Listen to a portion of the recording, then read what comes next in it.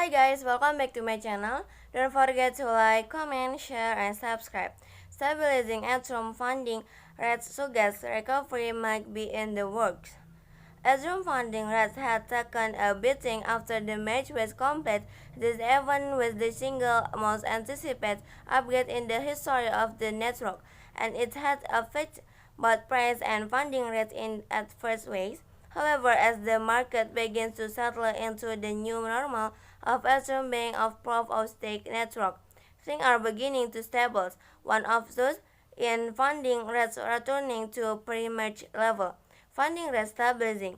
The days leading up to the Ethereum merge had been extremely volatile for the crypto market.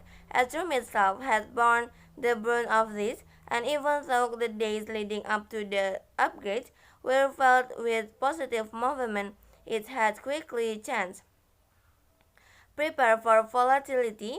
Data suggests Bitcoin gets chaotic during FOMC meetings. Ethereum funding rates net softened on the back of the merge. It fell from trending just below neutral level at around negative to negative 5% by the time he upgrade his final. It also follows the sell-off that rocked the market at the same time.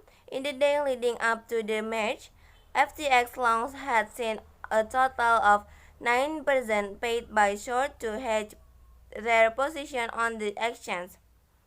However, not long after the merge was finalized, the market began to see recovery. This recovery was just as sharp as the decline, returning from negative 35% to around negative 2% by September.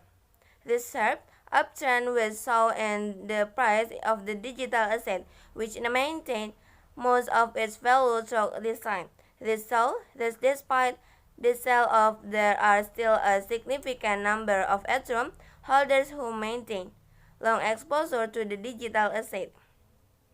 Ethereum might recover, with funding rates recovering back to pre-merge level. It shows that there is still bullish sentiment among investors this sustained bullish and sentiment continues to prop up the price of the digital asset even through the bear market.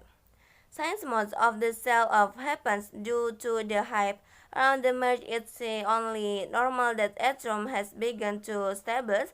Once most of that hype has time, since most of the sell-off happens due to the hype around the merge, it is only normal that Ethereum has begun to stabilize. Once most it leaves the accumulator at a point where they are able to process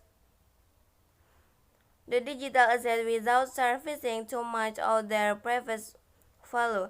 Even now, with the FOMC-inspired volatility in the market, support for ETH continues to ramp up. Exchange outflows over the last 24 hours saw its growing accumulation trend. Outflows were about 40% higher than inflows for ETH for the day, according to data Glassnode.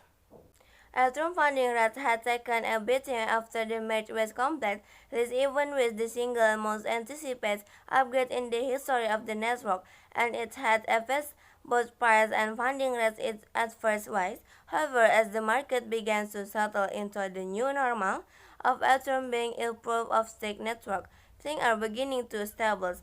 One of those in funding rates returning funding rates stabilizing. The days leading up to the Ethereum merge had been extremely volatile for the crypto market. Ethereum itself had borne the brunt of this, and even though the days leading up to the upgrade were filled with positive movement, prepare for volatility. Data suggests Bitcoin gets chaotic during FOMC meeting. Ethereum funding rates so deep on the back of the merge. It fell from trending just below neutral level at around negative 2% to negative 25% by the time the upgrade was final. It also followed the sell-off that rocked the market at the same time. In the days leading up to the merge, FTX long arson research. However, not long after the merge was finalized, the market began to see recovery. This recovery was just as sharp as the decline, returning from the negative. By September, this sharp uptrend was shown in the price of the digital asset. Okay, maybe that's all from me. Don't forget to like, comment, share, and subscribe.